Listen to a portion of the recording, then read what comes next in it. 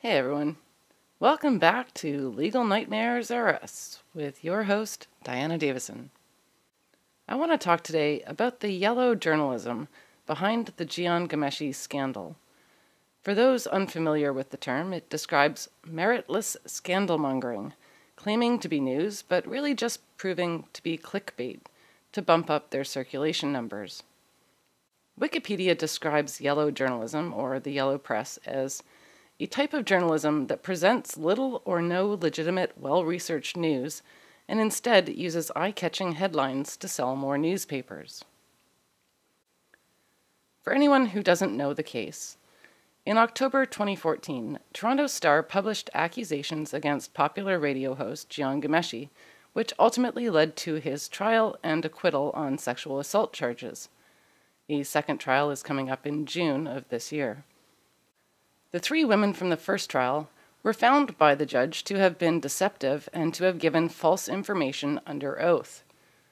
Finding out that Ghomeshi accusers are liars puts a bit of heat on the original reporters. How thoroughly did they investigate before declaring these women credible? The three women discredited in court, we are told, were not among the anonymous accusers in the original article.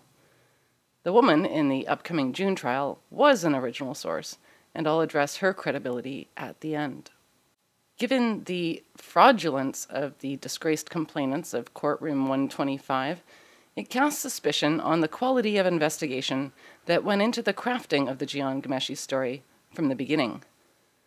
When granting anonymity to sources, the journalist puts their own reputation on the line if the story turns out to be false.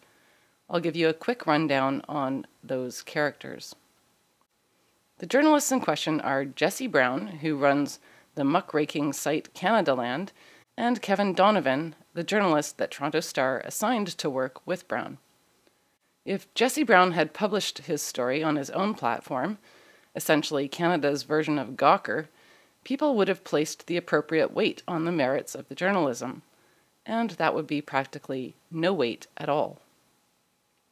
To give an example, after the acquittal of Ghomeshi, Canadaland, presumably with Brown's editorial approval, published an article accusing the judge of misconduct because Judge Horkin's son works at the same large law firm as Marie Henon's brother. Henon was Ghomeshi's defense lawyer. The accusation is that the judge should have disclosed this to the public, as Canadaland believes the judge may have acquitted because he was afraid Henon's brother would fire his son if he convicted her client. The article acknowledges that all lawyers willing to use their names think the accusation is ridiculous, but they found one anonymous lawyer who agreed with them.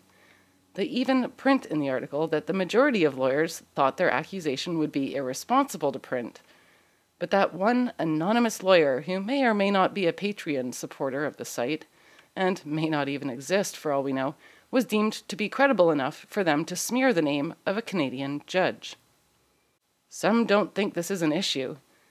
This relationship is too tenuous to require acknowledgement or to create any problems, said Clayton Ruby, a lawyer who deals with criminal law. Others we spoke to echoed this sentiment and said entanglements like this are very common in Toronto's small and interconnected legal community. David Tanovich, a law professor at the University of Windsor who writes about ethics, said, "No person looking at these facts realistically and practically would conclude that there is the slightest chance the judge would be unable to decide the case fairly, simply because his son works in the same large law firm as defense counsel's brother." He added that, in his opinion, to publish a story that would inform the public about this relationship would be irresponsible. But a Toronto lawyer who asked that his name not be used said these common overlaps between lawyers and judges is themselves a problem. He is concerned about the optics of the relationship. He feels it should have been disclosed. The use of anonymous sources, or unnamed sources, by journalists is undesirable.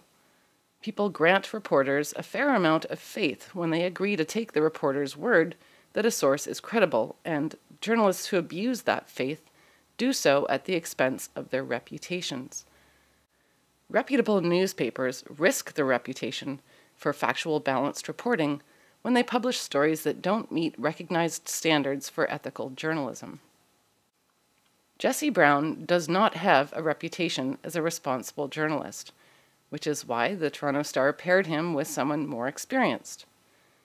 Whether or not Kevin Donovan actually vetted the story properly is also under question. Brown and Donovan had a parting of ways shortly after the story was published, and Jesse published a scathing article about Donovan in The Guardian, from which we can learn a few things about this hapless team. During our short partnership, based on my interactions with him, I believe that Donovan displayed an ambivalence about reporting the Ghomeshi story at all, a tendency that he knew better than our sources what was best for them, and a troubling editorial attitude toward who would be deemed a credible enough victim. Donovan only met 2 of the 4 sources, as Jesse tells us, and he also tells us that though Donovan believed her, he didn't think she was a good source. He quotes an email message saying the problem with her story is she stayed with him so long, ... Now ignore the rest of that quote because Jesse is known to be very creative with his use of ellipses. So that leaves only 1 person out of 4 that Kevin Donovan actually met. It's possible he also doubted the other woman, but we don't know. One of the sources, the woman in the upcoming June trial, was a close personal friend of Jesse Brown's. Given all his wailing about disclosures, Jesse does not reveal his connection to the accuser in the article. Surely Kevin Donovan, an investigative reporter, was aware of this relationship. In the original article, Jesse Brown is actually the anonymous witness to his own source's accusations. Surely Donovan was aware of that problem as well. Now, pause for a moment to reflect back on the Canadaland article, playing 6 Degrees of Kevin Bacon, just to connect Judge Horkins to Marie Hennen. Now compare that to Jesse Brown's failure to disclose that his source was a close friend of his, of at least 10 years, and that he himself was the anonymous witness in his own story. A little note regarding She Who Must Not Be Named. It will be a little awkward talking about Mystery Woman 4 because before her name fell under a publication ban, she named herself all the way back in November 2014. When reviewing her accusations against Jian Ghomeshi, we have her name and face staring us in the eye while being told that she's anonymous. Now, a few weeks ago, I did, let's call it the video that shall not be named, and this was prior to knowing that the woman in question was the next complainant. I was actually shocked to find out it was her, given what I've told you about her already. Go watch the video if you haven't seen it, and how easy it would have been for the Toronto police, with their massive resources, to have uncovered evidence that their complainant is lacking in credibility. And that's the problem with anonymous accusers.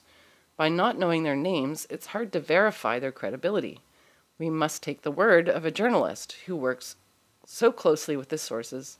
He tells us that one of them emailed him, "Tell me exactly what to say to Kevin Donovan to make him stop publishing my stuff." Now, this was a concern because Kevin Donovan had written and was supposed to publish a book about the big story behind the investigation prior to the trial. This book has not yet been published. But how much else did Jesse tell the women exactly what to say? Jesse complains in The Guardian that Donovan rejected the word credible to describe their original sources. He opted instead to describe them as educated and employed. Writing on Deadline, Donovan and I clashed frequently. I described our sources as credible. He vetoed that phrasing, saying it suggested the Star was taking their side. Instead, he described Ghomeshi's accusers as educated and employed. Now, I submit that this was not, as Jesse reports, because Donovan wanted to appear neutral, but because I suspect Donovan did not actually find the sources to be credible.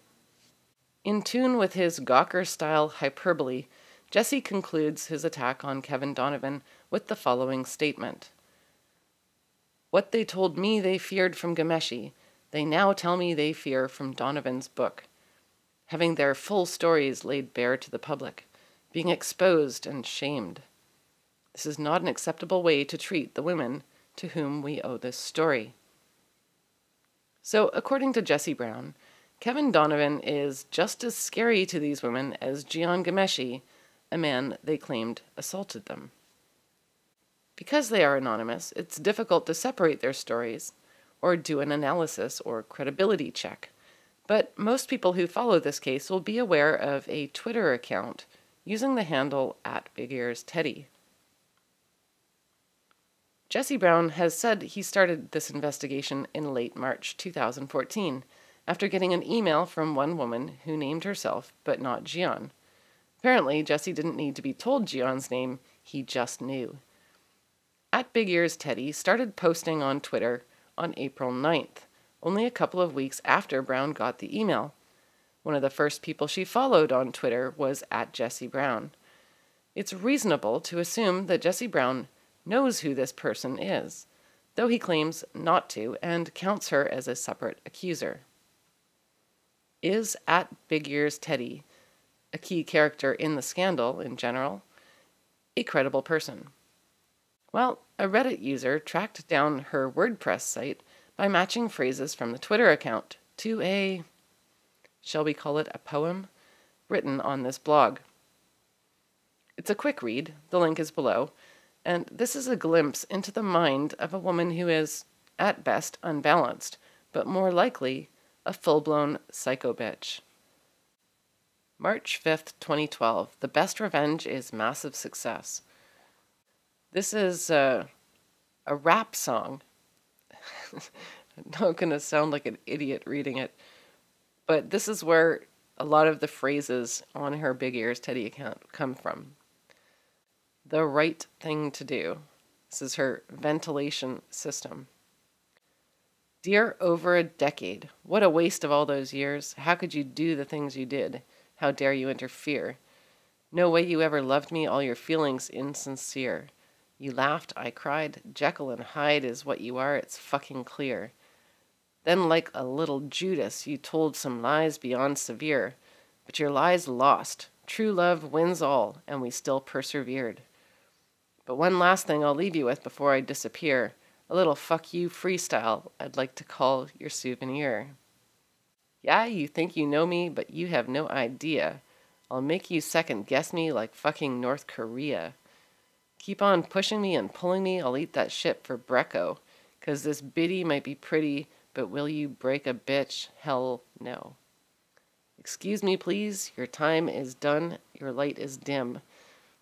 Think I'll keep quiet? Shit's a riot. I'm only reppin' the prelim. 'Cause it's my turn now. So watch me style and tear you up. My reel shines high while drippin' dry, so fuck you fabric softener. Yep. IMSORRY. I left you to forget you for some 20-year-old guy. But that shit don't give you say to act so cray and out of line. I just hope you got top dollar when you sold your soul and spine. Bitch. Yeah, I said it. Stop trying to convince me of how rare and good we had it. 'Cause well, you keep on sheeping me, you're throwing an assault. But payback is my forte, so I'm attend your wounds with salt. Slut. Yeah, I went there. That's what you get for trying to break me down beyond repair. Throwing wax skellies out of my closet like dirty laundry in the air? Did you forget I've got some things on you? Well, now it's time to share. Let's have some fun. I'm getting real excited and we've only just begun. Did you really think we'd last until we knocked on heaven's door? You fucked my cuz and 2 best friends, you STD, a given whore. Ha, what a joke. The man who won Marika. Sorry that title's been revoked. And I ain't sorry I found better. What don't you get? What can't you see? How many times I have to tell you? Just ain't man enough for me. And that's not all. Ain't no one gonna catch you when I push and watch you fall. Yeah, you can cry and pray all day to St. Peter and to St. Paul. Newsflash, karma's a bitch. Your torment's here for the long haul. Sad, but that's the fact. You're torturing yourself 'cause there ain't nothing that I lack. Bang out body, brains, and beauty. Fucking freak gay in the sack. A 10-1-10 from start to end. Yeah, my goods endlessly stack. But I guess I must confess, if I was you, I'd be blue too. You had the best above the rest, and now she wants shit to do with you. But that's your fault. You made your bed, and now you're gonna fucking lay there. And while you rot, I'm shining smiles without a fucking thought or care. SPY with my mean old monster eye. What's that, kitty cat? No chance in that. Just a PUSSY.